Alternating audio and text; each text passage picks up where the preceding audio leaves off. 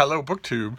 Have a little mail haul here. Thin packages, a dwindling book industry as it packs up its bags to move out of town for the holidays. I know I've predicted a couple of times that the mail would decrease, and then it hasn't. It's bumped right up. Part of that has been your fault. Some of you sending me gifts in the mail, but some of it's been the publishing industry. There are still people at their desks faithfully supplying books to those of us who do nothing but read.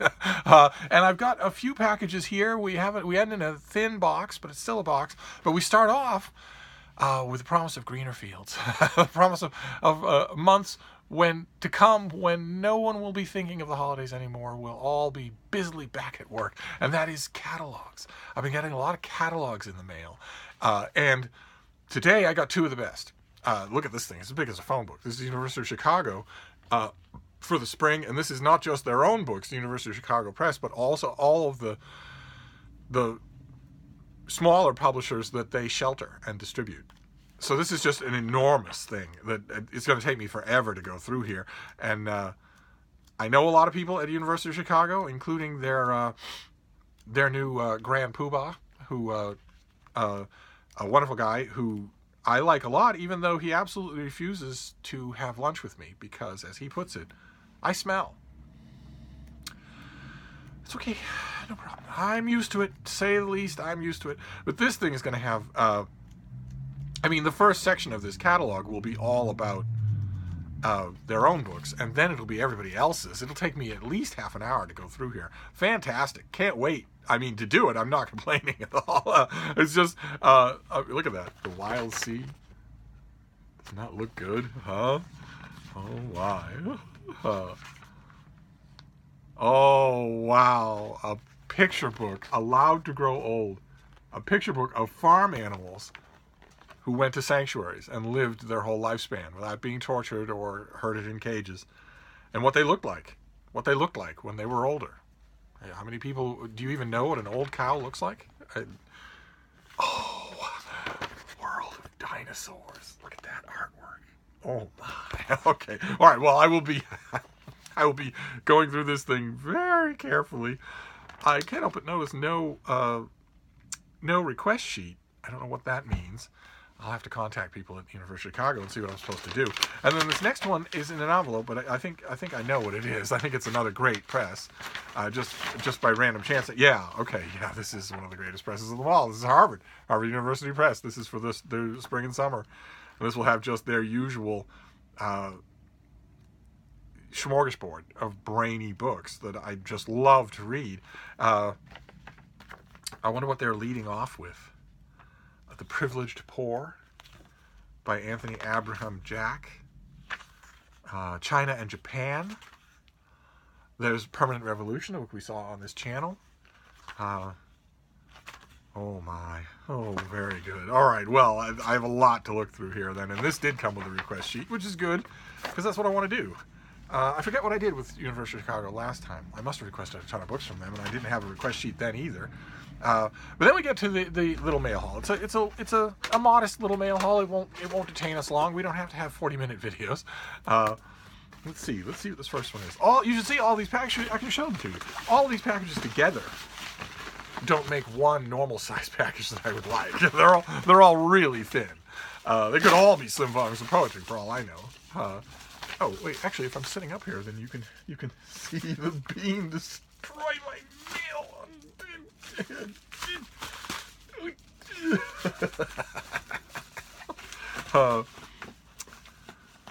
Okay, what is this first one here?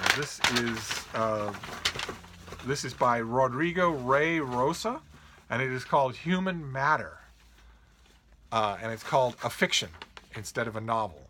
Always trouble.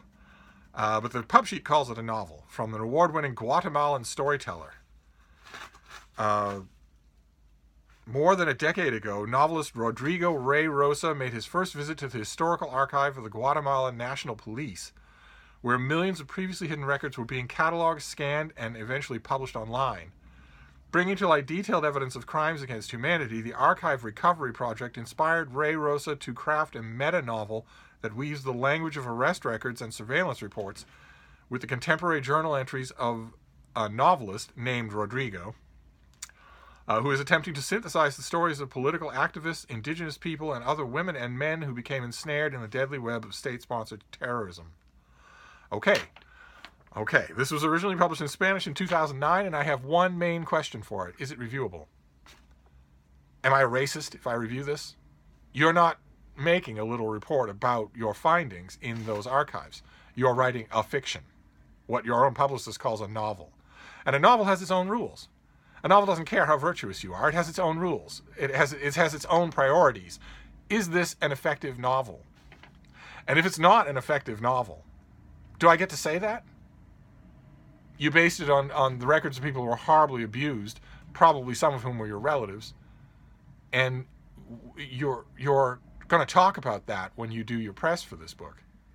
You're not going to talk about the concept of weaving it all into a fictional tapestry. You're going to talk about the real thing. You're not going to talk about fiction at all. So, is this reviewable? Or is the stuff that you're telling your publisher about it designed to review-proof it? So that if I say, well, yeah, it's a terrible shame what the Guatemalan secret police did for all those years, and it's great that these archives are being opened so that we can at least know the names of the disappeared, but this is a crappy novel. Do I get to say that? Because if I don't, I have no interest in reading it. If this is some sort of ploy, then I have no interest in reading it. So I'll have to find out. Well, this is the University of Texas Press. They are wonderful people. And this doesn't come out for half a year. So I'll have a chance to talk, circumspectly with people in their publicity arm and see what's going on here. Is this fair game or is it not? There'll be plenty of people that will cover it the way it obviously wants to be covered, with one knee bowed in genuflection. But I don't do that. So if the University of Texas Press and the author and the author's people would rather it not be assessed as a novel, first, I don't know why they produce it as a novel, but that seems to be common. But second, I won't do it. Lord knows. Lord knows my docket is full. So I don't need to go hat in hand to a book that doesn't want me, whether it's this or whether it's a book whose author insists, even today, 6 months later, in describing it as Game of Thrones for black people. Or a novel in which all men are evil, and in which the author says in her foreword and her acknowledgments that all men are evil in her book because all men are evil in reality. If books start to say that, if books start to demarcate who they do and do not want as readers, I'd like to know up front, because there are a lot of books that don't do that, and I'm happy to cheer them from the rooftops instead of their scolding brethren. So I'll find out. I have plenty of time to come to grips with. So what is this next one? Do you want some cardboard, Bean? Oh, you were laying down already? Oh. What have we got here? Oh, okay. Did we see this already? I think we saw this already. This is Sarah Leone. This is Wanderer. A man in a snowy field. Gives me a shiver up my spine because so far Boston has managed to avoid early snows.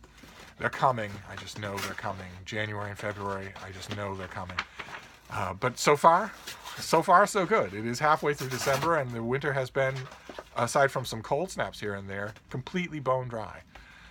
No big snowstorms, much less blizzards. That'd be nice if it stayed that way, but I know it won't. But I think we saw this already. As characters in Wanderer fill their lives with music, the novel reads like a song itself, melodious and poetic. In this stunning debut, author Sarah Leone explores the power of one person, one complicated relationship, to define our entire life.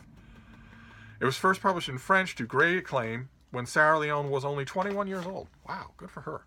And she was the only author personally invited by French President Emmanuel Macron to the 2017 Frankfurt Book Fair. I like Macron. I don't know if I'm supposed to or not.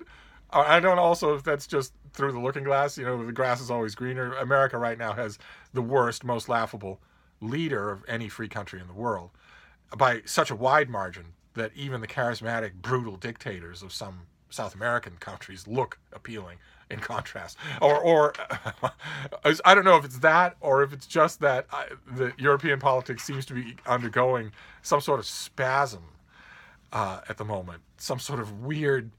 The people that it's throwing up seem to be very weird and interesting in deplorable ways, in ways that must not be fun to have them as your leader. I mean, Macron seems to be the latest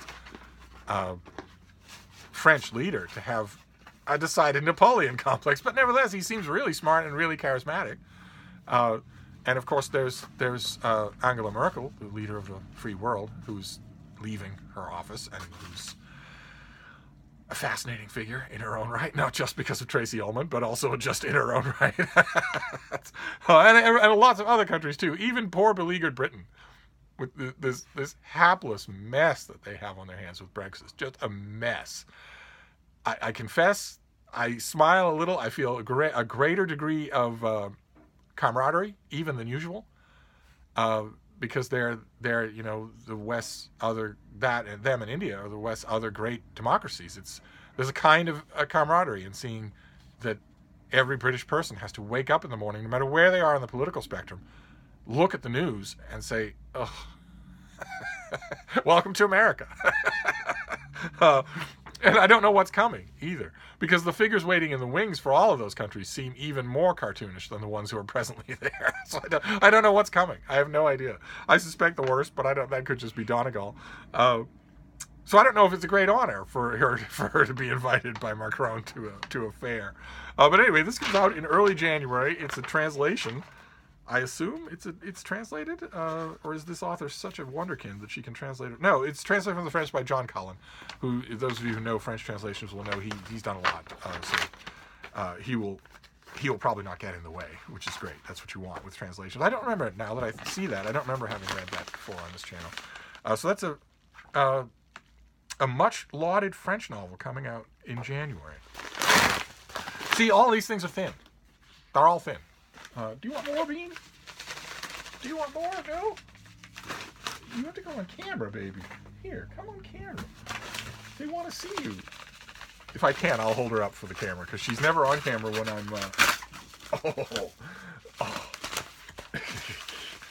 She's never on camera when I'm in bed. So what have we got? What have we got here? Oh my. Oh, okay. All right, this is from the great folks at Yale. This comes out in March. This is The Club by Leo Damrosch, who did a great biography of Jonathan Swift just recently. Johnson, Boswell, and the Friends Who Shaped an Age. Oh my, I'm right there. In 1763, the painter Joshua Reynolds proposed to his friend Samuel Johnson that they invite a few friends to join them every Friday at the Turk's Head Tavern in London to dine, drink, and talk until midnight. Mostly drink. Eventually, the group came to include among its members Edmund Burke, Adam Smith, Edward Gibbon, and James Boswell. It was known simply as The Club. In this captivating group biography, Leo Damrosch brings alive a brilliant, competitive, eccentric cast of characters. With the friendship of the odd couple, Samuel Johnson and James Boswell, at the heart of his narrative, Damrosch conjures up the precarious, exciting, and often brutal world of late 18th century Britain. Fantastic. I am so on board. That is such a great subject. And there were a lot of other people, not just those people named. Some of those people who were named were only present a couple of times. There were other people who are lesser well known to history who were there a lot. We have pictures of them, paintings, sketches of them together. We have lots and lots of table talk. People knew at the time that this was a weird and special thing that was happening. So there's lots of documentation, more than exists for a lot of the coffeehouse talk of the age. Boy, oh boy. Okay, fantastic. All right, and then we have the box, this thin little box, and then we'll be done. I don't imagine there'll be more mail today, so because everything is winding down. The whole mail world is winding down. Let's see here. What on earth is this? Okay, the University of Nebraska Press. This looks like a little bit of a heavy meal. This is edited by Dinty Moore. I swear to God, that is the person's name. This is edited by Dinty Moore. My viewers of a certain age are howling with laughter right now. Aaron Murphy and Renee Nicholson. And it's called Bodies of Truth: Personal Narratives on Illness, Disability, and Medicine. And it takes us into a world of miraculous drugs and drug addictions, of doctors who wonder how to shake hands with the prisoners they treat, and nurses who come to confession because death has worked its way into their souls. Above all, it's truth. that our bodies and the bodies of those we love and care for so often take us to places we never knew existed, to find strengths we never knew we had. If illness and death are lonesome roads we must at some point travel, I can't think of a more fitting companion than this volume. The writers here come as strangers to us, but they bring us gifts. They're stories that connect us whether in pain or compassion. Okay, that cannot be a pub sheet. That has to be an author. That's way too good to be a pub sheet. Who is that? Oh, okay, that is Paul Shepard, who wrote Hospital Drive and More Like Not Running Away. Okay, that's Paul Shepard who wrote that. That sounds heartfelt. It looks like this is all blurbs. But wow, okay, so a collection of essays about medicine and illness. Okay, all right. Well, they're thin volumes. There was one Steve book in here, I freely admit, but you all have known that anyway. So there's Bodies of Truth about illness, medicine, and the extremities that those things push us to. The Club by Leo Damrosch, an author I really like, a subject that's begging for a new book. Wonderful. The Wanderer by a French wunderkind. The wunderkind is a German term. What is French? Enfant terrible is bad. I don't know that she's that. What is the French term? They must have one. The French have a word for everything. Then Human Matter, English language translation, and two enormous book catalogs. The University of Chicago Press and Harvard University Press, that is going to be between them an hour of fun for me to dig through. So that's it. That's our mail for now. I don't imagine there'll be anything else, but we'll find other things to occupy our time. Thank you, BookTube.